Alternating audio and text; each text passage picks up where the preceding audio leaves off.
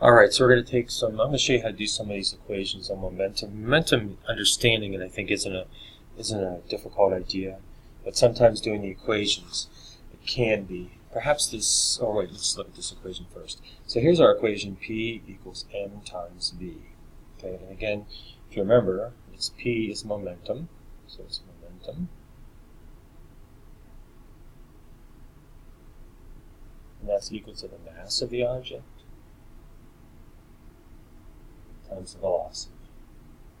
Now, if you just have the last two, it's pretty easy just to do some calculations. But I wanted to show you the other ones because you have to move some things around and use some algebra. And sometimes people aren't as strong with that, so I'm going to give you some examples and show you how you can change this equation. So we're going to look at the three possibilities because we have three variables here. We have momentum, we have mass, and we have velocity. So if we know two of these, so if we knew mass and velocity, we can figure out momentum. But also, if we know the momentum and the mass, we can figure out the velocity and so forth with any of those three variables. So let's do each one of these so you can get an example of how it's done. So the first one, what is the momentum? Wants to know this. Of a 1,500 kilogram car is moving at a velocity of 10 meters per second.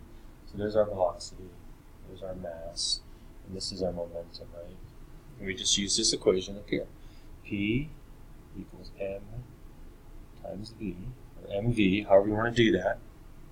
And I want you, don't forget as well the unit for this as well at the end when you have your answer. Like if you want to know distance, it's meters. If you want to know time, it's seconds. Well, make sure you understand that the unit for momentum is kilograms times meters per second. And that's because the mass is kilograms and the velocity is meters per second. It can't be grams, it can't be miles per hour. It has to be kilograms times meters per second. Okay, so if you do this one, the momentum P equals the mass 1,500.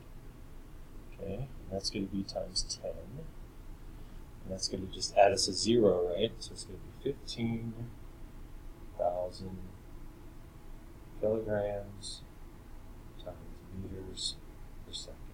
So that's how you do that. It's a pretty easy one. You just multiply and so on. This next one, though, is a little bit different. We're going to use the equation in a little different way.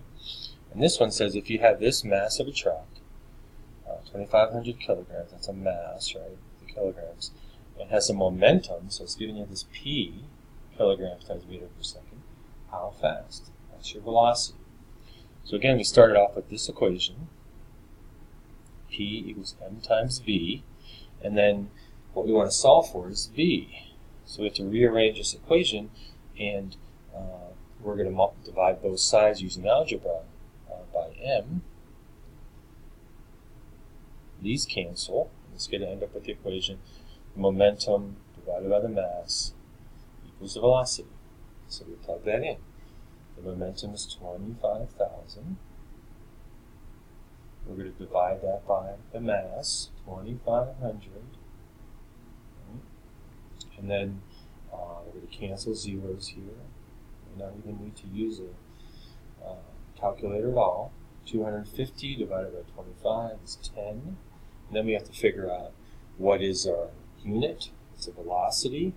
We know velocity is meters per second. So that's the answer for the second one. How do you do that? You just rearrange the equation. The third one is the other variable to solve for, which is mass. So it says if a VW Beetle is moving at a velocity, there's our velocity, and has a momentum of 13,600, what is the mass?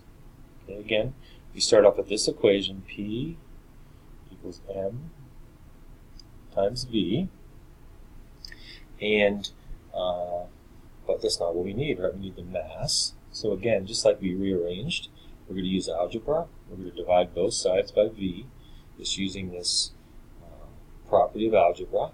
That gets rid of the v on this side, and then we have momentum divided by the velocity equals the mass. Then if you want to solve for that, we just do the momentum, which is 13,600. It's divided by 16.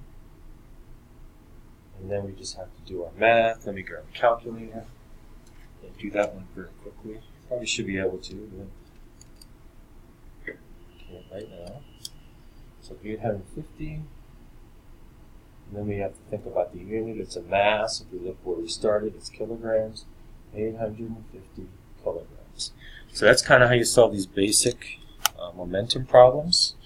Let me know if you have any other questions on this, and finish the next problems here at the end, and then complete the worksheet. And you should be fine, and then we'll move on to the next example of solving these kinds of problems.